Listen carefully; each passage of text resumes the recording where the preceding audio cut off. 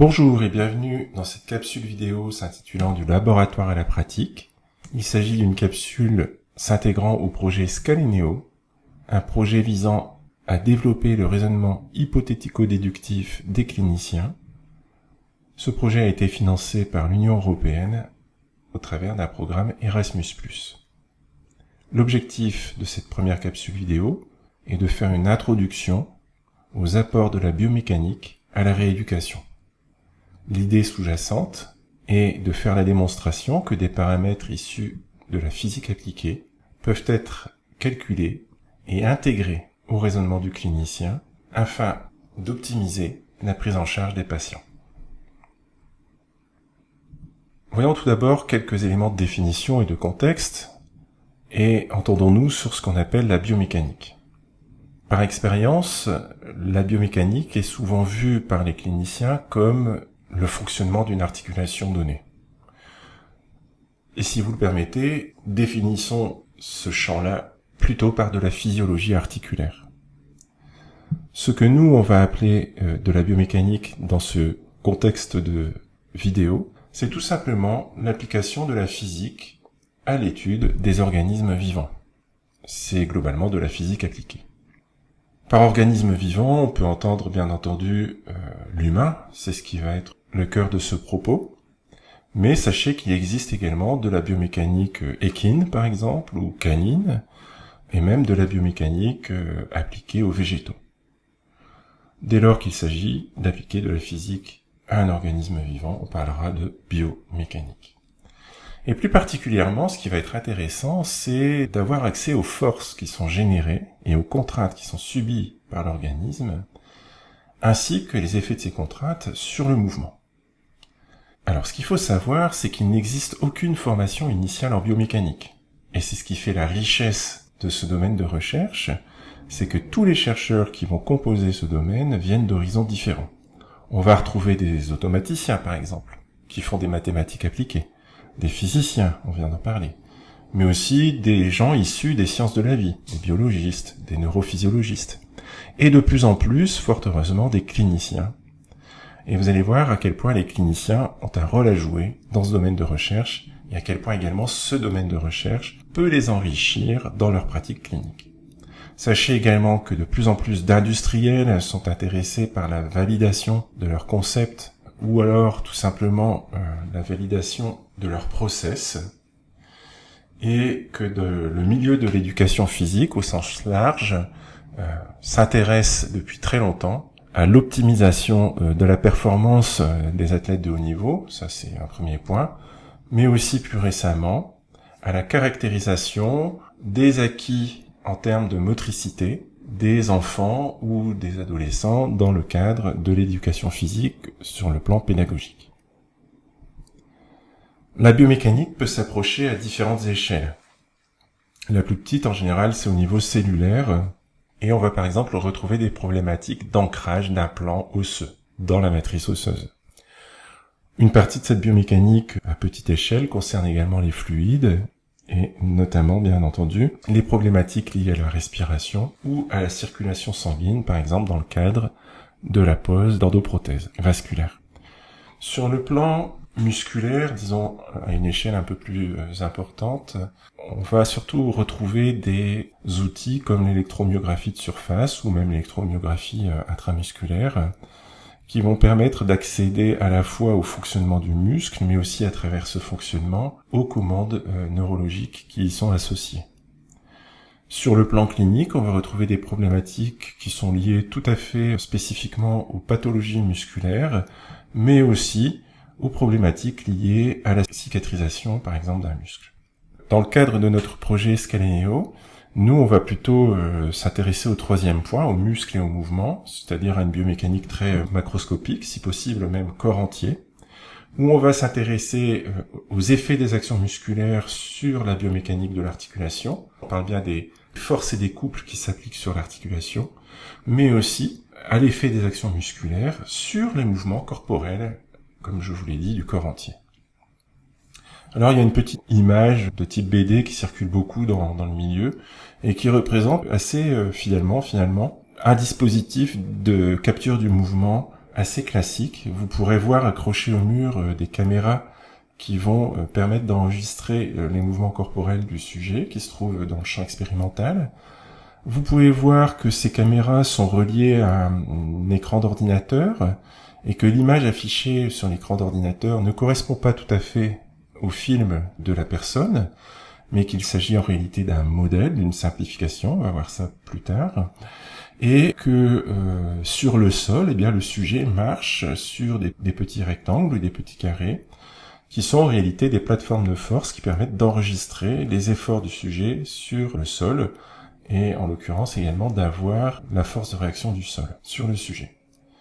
Alors vous voyez en numéro 3 un petit boîtier qui reçoit des signaux, donc ça c'est typiquement ce qui pourrait illustrer un système électromyographique de surface qui peut être synchronisé avec les vidéos et les forces.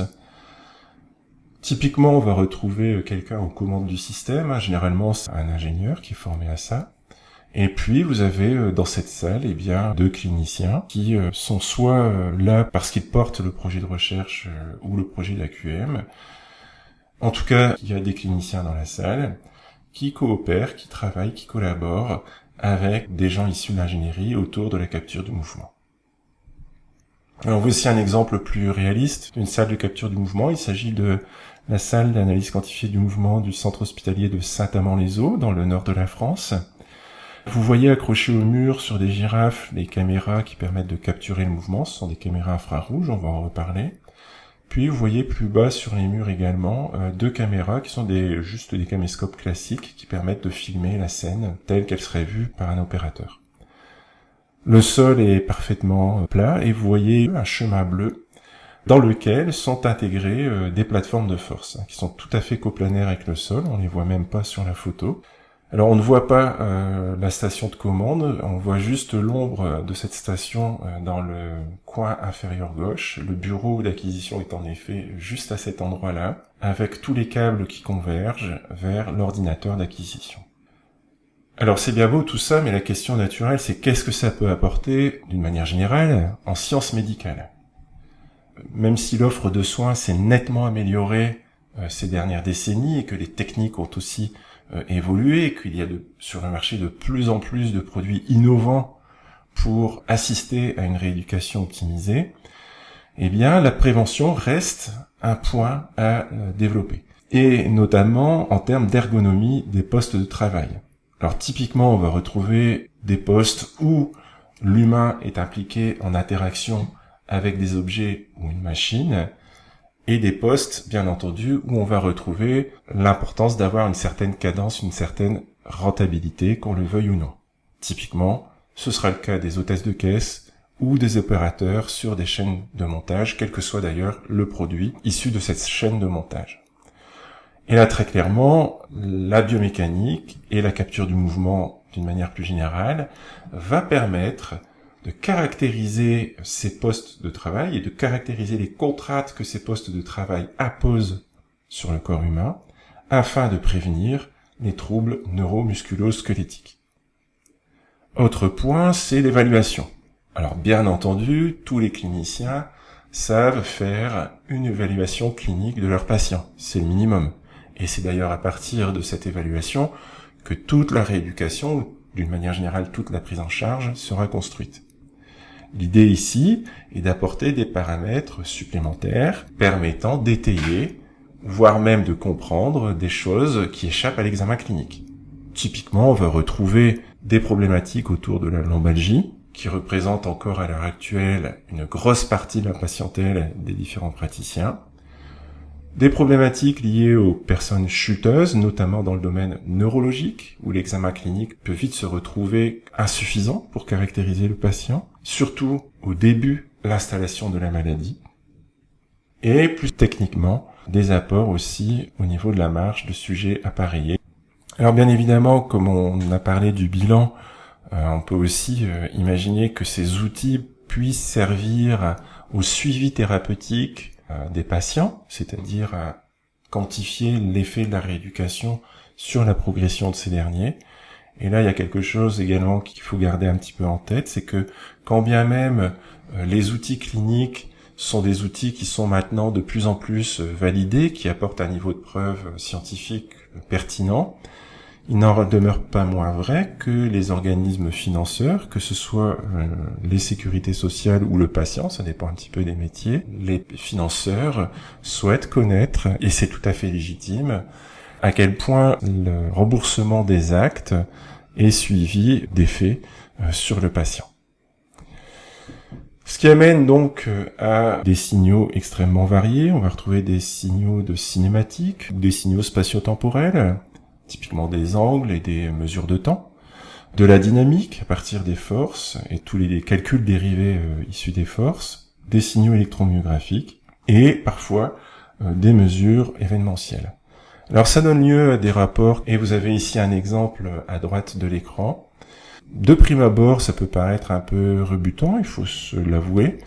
Néanmoins, l'objectif de ces différentes capsules vidéo, c'est d'apporter des éclairages sur chacun des paramètres qui peuvent être apportés au rééducateur et de permettre également de voir comment on peut interpréter ce paramètre dans une perspective clinique.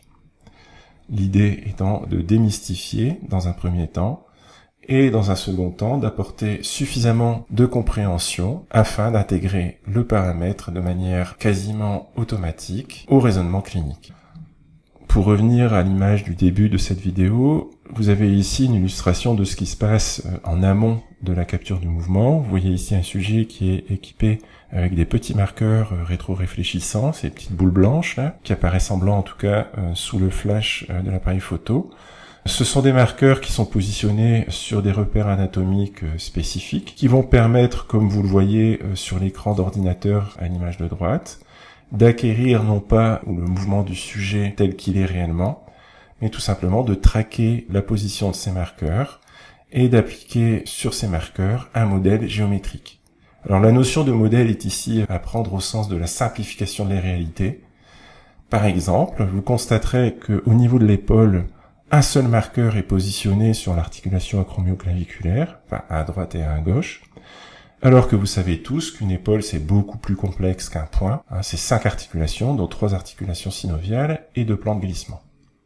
À partir de là, vous comprendrez à quel point on simplifie les choses. Mais en simplifiant les choses ainsi, certes, on commet des erreurs par rapport à la réalité, c'est une contrainte qui est bien maîtrisée maintenant, mais en tout cas, ça permet d'étudier une réalité complexe qui ne le serait pas si on prenait en compte l'intégralité de tous les mouvements possibles du corps. Ici, le sujet, comme vous pouvez le voir, marche sur des planches qui simulent un dévers. Sous ces planches, on va retrouver les plateformes de force qui apparaissent en gris sur l'écran d'ordinateur. Ainsi s'achève cette capsule relative aux apports de la biomécanique à la rééducation.